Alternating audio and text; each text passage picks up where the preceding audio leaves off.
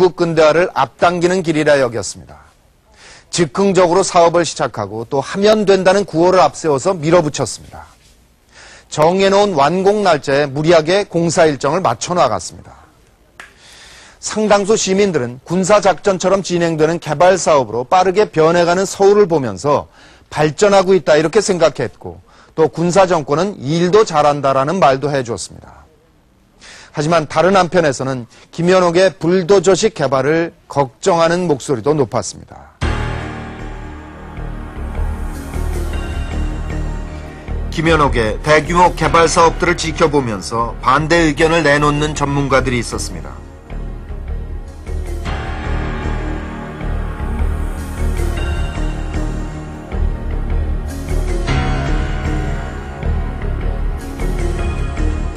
한정섭 씨는 청계 고가도로 건설 계획을 강하게 반대했습니다. 그는 김현옥이 시장으로 부임하기 전까지 서울시의 도시계획 과장이었습니다.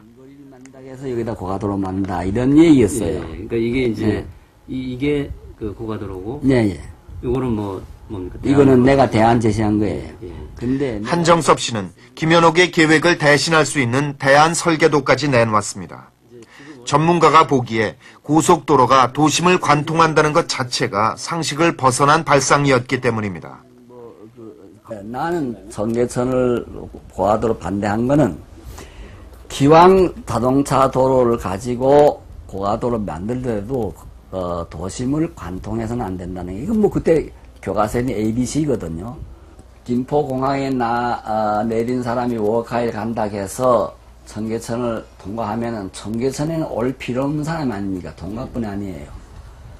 그러면 도심이 자꾸 발전하면 어느 나라고 교통량이 그 도심에 들어오는 차만 가지고도 감당을 못하잖아요.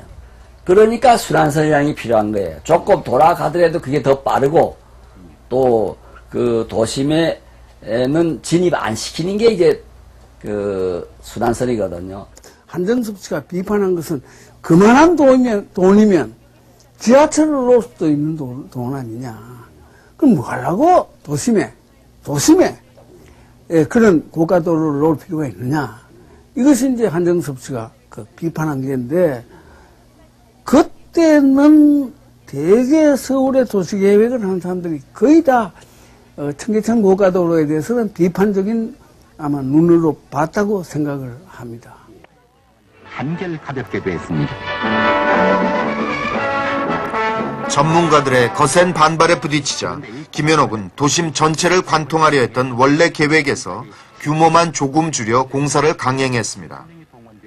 김현옥으로서는 그렇게라도 청계 고가를 세워야만 하는 남다른 필요성이 있었습니다. 현재 공사 중인 남산 뭐 그때는 상식이었는데 그 박정희 대통령이 그 당시 자주 워카일 출입을 굉장히 자주 하셨거든요. 밤에도 갔고, 토요일날 어디 가서 하룻밤 주무시고 오시고. 그래서, 박정희 대통령이 워카일 가기 편하도록 그렇게 그 고가도로를 만들었다. 뭐, 그때로 봐서는 그게 상식이었어요. 지금은 이해를 못하는 사람들이 상당히 많은데요. 예. 게다가 청계 고가는 날림으로 지어져 완공 직후부터 안전을 위협하기 시작했습니다. 한정섭 씨가 더욱 안타깝게 여기는 것은 서울의 도시계획마저도 날림으로 만들어졌다는 사실입니다. 서울시 도시계획과장 시절 한 씨는 도심 곳곳을 꼼꼼하게 측량해서 도시계획안을 만들고 있었습니다. 그러다 유엔이 주는 장학금을 받고 일본 동경대 도시계획과로 유학을 떠났습니다. 유학 중에 그는 기막힌 소식을 듣습니다. 8월 15일 박정희 대통령은 김현옥 서울특별시장과 함께 새서울의 도시계획 전시장 테이프를 끊음으로써 앞으로 24년 동안에 걸쳐 시행될 새서울 건립계획이 일반 시민에게 한정섭 씨가 유학을 떠난 사이 김현옥이 시장으로 부임하면서 한 씨가 초안만 잡아놓은 계획안을 단 2달 만에 완성해서 전시한다는 것이었습니다. 몇 년이 걸려도 모자랄 도시계획을 2달 만에 완성했다니 황당할 뿐이었습니다. 지역으로 해서 3가지 중심부를 재개발하면서 25,000분의 1 지도지역은 도면도 아니에요. 지도에다가 쭉쭉 바둑판식으로 쭉 그어서 그걸 도시라고 전세를 하고, 또 전세만 한 줄 알았더니 한 달인가 두 달치대가 도시계획 결정되었다는 거예요. 아니, 한나라 도시계획 그렇게 하는 법이 어디 있어요. 그러니까 정말 실망이 들어가죠. 몇백 년 가는 거 아닙니까? 한 번에. 그렇죠. 한번 이거 100년 대계라 해서 사실 애국에서는 도시계획뿐 아니라 다른 건축계획도 마찬가지지만은 실시하는 시간보다 계획 기간이 더 긴 게 정상이에요, 이게. 도시계획안을 2달 만에 완성했던 것은 8월 15일로 잡아놓은 전시회 날짜에 맞추기 위해서였습니다.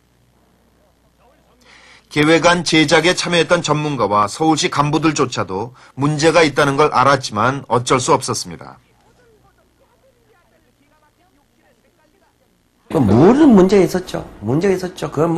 저희들 자신도, 그거는, 조금 무리가 있었다고 봅니다. 지적이 맞지 않는 데다가 선을 넣었으니까, 그런 점에서는, 상당히 나중에,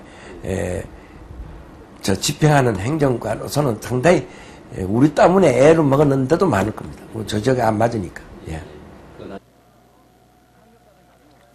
그들은 명령과 복종이라는 그 시대의 방식에 따라 무모한 계획도 현실로 만들 수 있으리라 여겼습니다. 그때 우리가 젊어서 그래요. 젊었고 그 당시에 또 시대가 모든 거 그냥 우리가 또 빨리빨리 하는 그런 또 민족성 아니에요. 예? 그리고 군 이제 스타일이 뭐 그렇죠. 또 그 당시에 군사 정권 시대고 또 군의 스타일이 명령 떨어지면 뭐 즉각 집행에 옮기는 겁니다. 예? 뭐 그런 거에 상당히 영향을 줬지 무슨 그 도시개혁을 뭐 우리가 무시하고 법을 무시하고 그건 아니었던 것 같아요. 그 당시 시대가 군사 정권 시대에서는 뭐 모든 것이 명령으로 다 움직였거든요. 한정섭 씨는 일본 유학을 마치고 1년 만에 서울시로 돌아왔습니다. 그러나 그는 전공과 상관없는 포장계로 발령이 났고 서울시를 떠나고 말았습니다. 그런데 도심에 있는 공원 부지들이 차례로 팔려나가 다른 용도로 쓰이기 시작했습니다. 명동의 경우 제1백화점이 들어선 자리는 60년대 초반 이 일대 지주들의 땅을 조금씩 모아서 공원으로 만들 계획이었습니다.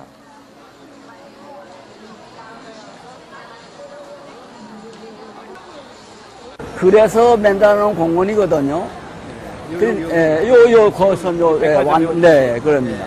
그러니까 그 땅은 엄밀히 말해서 이 명동 토지구획 사업지구 내 지주들의 땅이에요.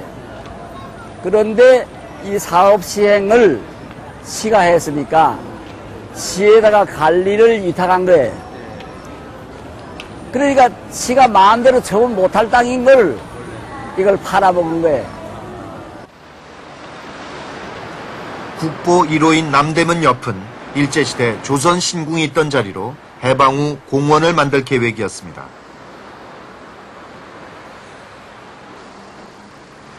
설인동에 들어선 호텔 자리에도 어린이 공원을 만들 예정이었습니다.